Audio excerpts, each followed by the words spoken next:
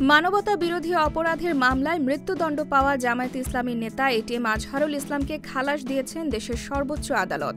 মঙ্গলবার ২৭ মে প্রধান বিচারপতি সৈয়দ রেফাত আহমেদের নেতৃত্বাধীন আপিল বিভাগের ৭ বিচারপতির পূর্ণাঙ্গ বেঞ্চ এ রায় ঘোষণা করেন।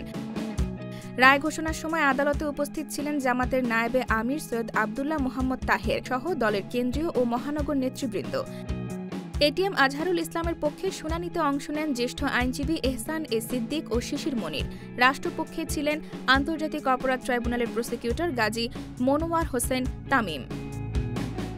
২০১৪ সালের ৩০ ডিসেম্বর আন্তর্জাতিক অপরাধ ট্রাইব্যুনাল ৭১-এর মুক্তিযুদ্ধকালে রংপুরে সংঘটিত গণহত্যা, অপহরণ, ধর্ষণ, নির্যাতন সহ ৬টি মানবতাবিরোধী অপরাধে তাকে মৃত্যুদণ্ড ও বিভিন্ন মেয়াদে কারাদণ্ড দেন। সে রায়ের বিরুদ্ধে আপিল করলে ২০১৯ সালের ৩১ অক্টোবর আপিল বিভাগ মৃত্যুদণ্ড বহাল রাখেন। পরবর্তীতে ২০২০ সালের ১৯ জুলাই তিনি রিভিউ আবেদন করেন, যেখানে ১৪টি যুক্তি তুলে ধরা হয়। চলতি বছরের ২৬ ফেব্রুয়ারি প্রধান বিচারপতি সৈয়দ রেফাত আহমেদের নেতৃত্বাধীন আপিল বিভাগ তার আপিল শুনানির অনুমতি দেন। এরপর নিয়মিত আপিলের শুনানি শেষে আজ রায় দেন আদালত, যেখানে তাকে অভিযোগ থেকে খালাস দেওয়া হয়।